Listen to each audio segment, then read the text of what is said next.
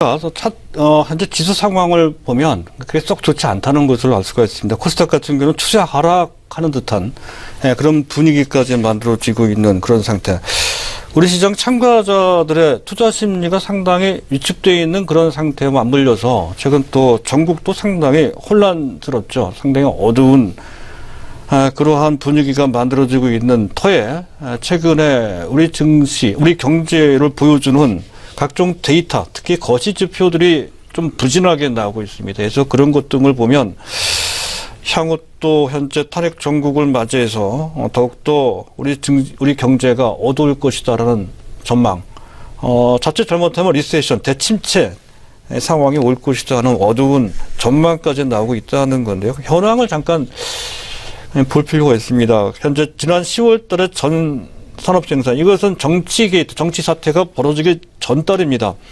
지난 10월 달 전 산업생산이 그 전달 대비, 9월 달 대비죠. 마이너스 0.4% 감소했다는 것이고요. 그 중에서도 광고비 가장 저조합니다. 마이너스 1.7%. 서비스도 안 좋아요. 마이너스 0.2%. 그리고 우리 경제를 계속 떠받쳐 왔던 섹터, 건설 쪽입니다. 건설 쪽도 마이너스로 전락되고 말았습니다. 마이너스 0.8%. 생산이 줄었다는 것이죠. 그리고 소매 판매도 소매 판매는 좋게 나왔습니다. 유일하게 좋게 나왔습니다. 현재 5.2% 급증을 했다는 건데요. 사실은 반짝 소비죠. 코리아 세일 페스타 행사 때문에 이제 그런 것입니다. 그래서 그 기간이 지난다면 다시 또 수비가 위축될 소지가 상당히 크다는 것이고요. 제조업 가동률이 70.3%네요. 자체 70%에 깨지게 생겼습니다. 7년 만에 최저죠. 거의 금융위기 수준으로까지 현재 가동률이 형편없이 떨어져 있는 그런 상태이고요. 설비 투자는 계속 마이너스입니다. 0.4% 역시 감소했다는 것이고요. 그 외에 소비자 심리 지수도 약하고요.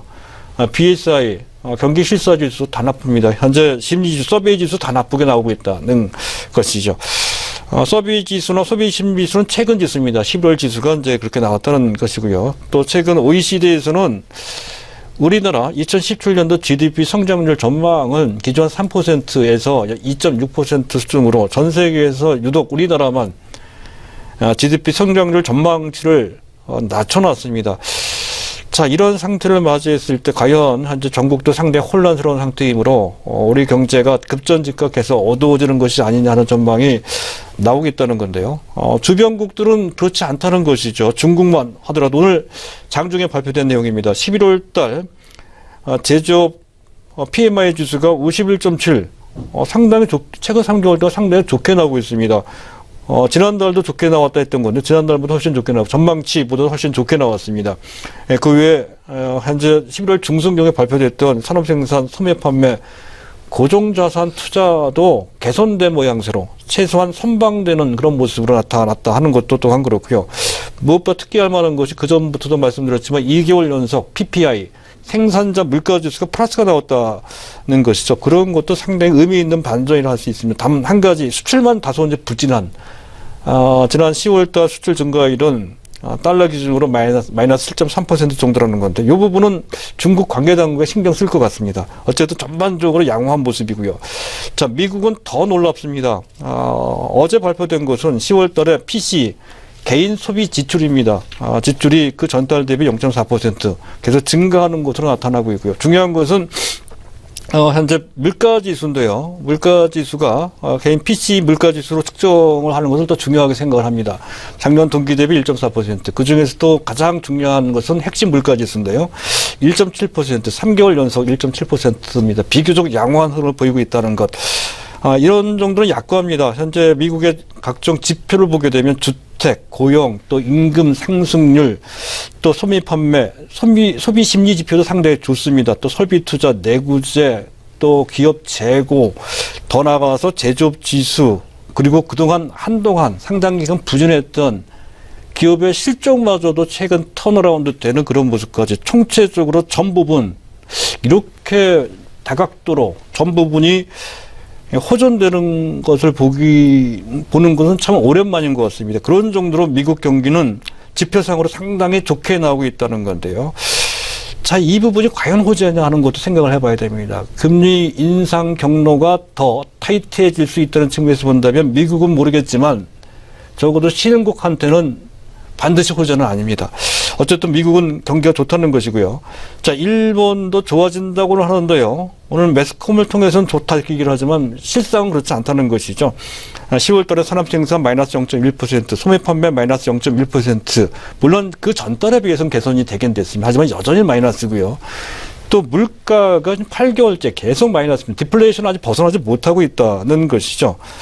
특기할 만한 것은 실업률이 상당히 좋게 나옵니다. 3.0%. 우리나라보다 더 좋게 나옵니다. 거의 완전 고용이다 하는 건데요. 여기서 우리가 봐야 되는 것은 유효 구인 비율입니다. 유효 구인 배율. 사람은 하나인데 일자리가 1.4억이라는 뜻입니다. 사람보다 일자리가 더 많다는 뜻이죠. 그것도 40%나 더 많습니다. 자, 그런데도 불구하고, 즉, 사람을 구하기 어려울 정도로 일자리가 많은데도 불구하고 소비가 진작에 안 되고 있다는 것이죠. 이것은 고용의 질을 뜻하는 것입니다. 예, 구조적인 문제도 하는 건 일본만의 문제는 아닌 것 같습니다. 전 세계적인 문제인데, 일본이 조금 더 강렬하게 나오고 있는 것이다 하는 관점에서 본다면, 일본 현재 상황도 사실은 그렇게 만만치가 않습니다. 그럼에도 불구하고 최근에 엔더를 기반으로 해서, 현재 지금,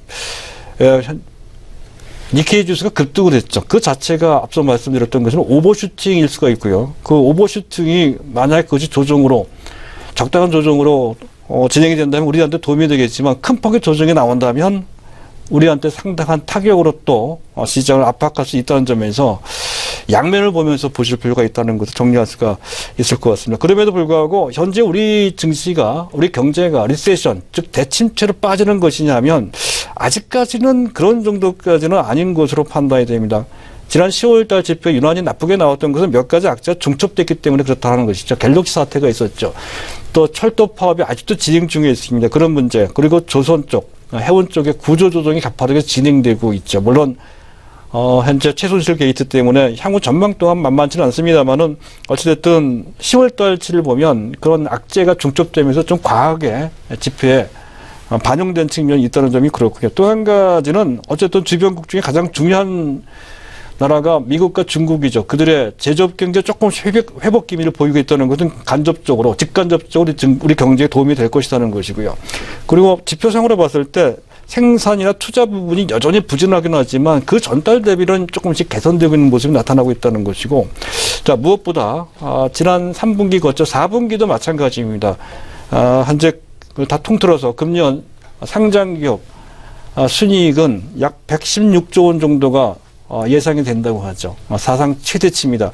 이것이 아마 내년까지도 연결될 소지가 없습니다. 내년도 또한 사상 최고치를 갱신할 소지, 물론 불황형 흑자이긴 하겠습니다만 어쨌든 그런 정도라면 조금 부진하긴 해도 이것이 리세션이냐 하는 데는 의문점을 충분히 가질 수가 있는 상황이라 할 수 있겠습니다. 네, 이렇게 해서 오늘 시장과 관련된 이야기 그리고